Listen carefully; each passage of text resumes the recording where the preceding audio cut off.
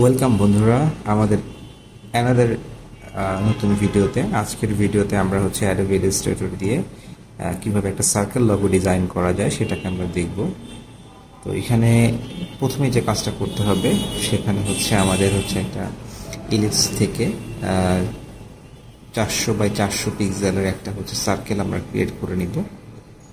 এই সার্কেলটা ক্রিয়েট করা হয়ে গেলে আমাদের এটা এর কালারটাকে আমরা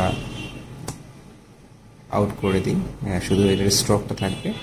দেন আমরা আরেকটা সার্কেল তৈরি করে নিব, সেটা 320x320 পিক্সেল। এরপরে আমরা যদি এটাকে আমরা জাস্ট অ্যালাইন করে সেন্টার করে নিব, সেন্টারে নিয়ে নিব।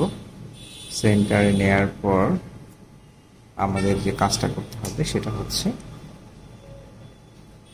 এর যে বটম যে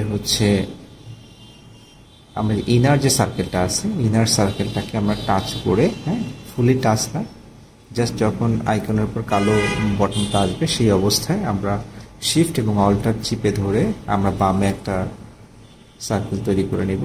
ঠিক একইভাবে শিফট প্লাস অল্টার ক্লিক করে আমরা ডান দিকে একটা সার্কেল তৈরি করে নিব।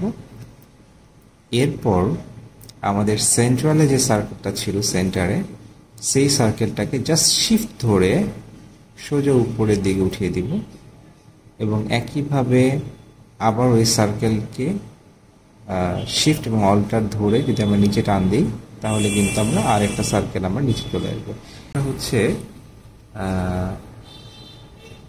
শেপ বিল্ডার্স টুল ইউজ করব। শেপ বিল্ডার্স টুল ইউজ করে প্রথমে সবটাকে গ্রুপ করে নেব, এরপর শেপ বিল্ডার্স টুল ইউজ করে জাস্ট আমরা রিমুভ করে দিব। দেখো আমরা সবগুলো রিমুভ করছি। প্রথমে জাস্ট সবগুলোকে আমরা সিলেক্ট করে নেব, সিলেক্ট করে নিয়ে শেপ বিল্ডার্স টুল আমরা ইমপ্লিমেন্ট করব। ইমপ্লিমেন্ট করে দিলে আমাদের কিন্তু একটা চমৎকার সার্কেল তৈরি হয়ে যাবে। এরপরে আবার সিলেকশন টুল ইউজ করে আমরা কি করব, কালারটাকে ইনভার্স করে দিব। এরপরে আবার শেপ বিল্ডার্স টুল ইউজ করে অল্টার প্রেস করে যদি আমি মাউসের কার্সর ইউজ করি তাহলে মধ্যের কালারটা চলে যাবে। এরপরে টোটালটাকে সিলেকশন অবস্থায় আমরা পাথ সিলেকশন করে অফসেট পাথটা -9 পিক্সেল দিয়ে দিব। -9 পিক্সেল দিয়ে আমরা জাস্ট এটা ওকে করে দিব। যদি আমরা ওকে করে দেই দেন আমাদের যেটা হয়ে যাবে একটা সুন্দর একটা ডিজাইন ফর্ম তৈরি হয়ে যাবে। এরপর আমরা আবার শেপ বিল্ডার্স টুলটা দিয়ে আমরা কি করব, অল্টার চেপে ধরে এই কালারগুলোকে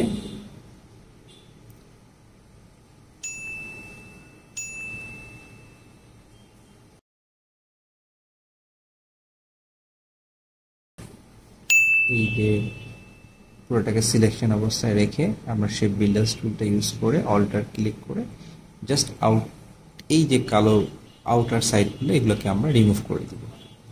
দেখো এগুলো রিমুভ হয়ে গেলেই আমাদের একটা খুব সুন্দর একটা সার্কেল লোগো তৈরি হয়ে যাবে।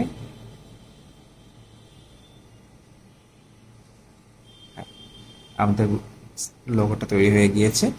এরপর কাজটা জাস্ট সিলেকশন টুল সিলেক্ট করে প্রতিটা যে লোগোর প্রতিটা যে পার্ট আছে প্রতিটা পার্টকে আমরা ইচ্ছা করলে কালার করে নিতে পারি। বিভিন্ন মন তোমাদের যেরকম মন চায় সেরকম কালার করে নিতে পারো। কালার করে নিয়ে আমরা যদি এটাকে গ্রুপ করে ফেলি তাহলে আমাদের মোটামুটি ডিজাইনটা শেষ। আমরা কিন্তু এই লোগোটার ভিতরে যে স্পেসটা আছে এখানে আমরা নাম দিতে পারি, বিভিন্ন কোম্পানির শর্ট ফর্ম দিয়ে এই লোগোটা কীভাবে ডিজাইন করতে পারি, এটা জাস্ট একটা নমুনা দেখালাম। তো এভাবে আমরা আমাদের সার্কেল লোগোগুলো তৈরি করতে পারি। তো ভালো থাকবে, আল্লাহ হাফেজ।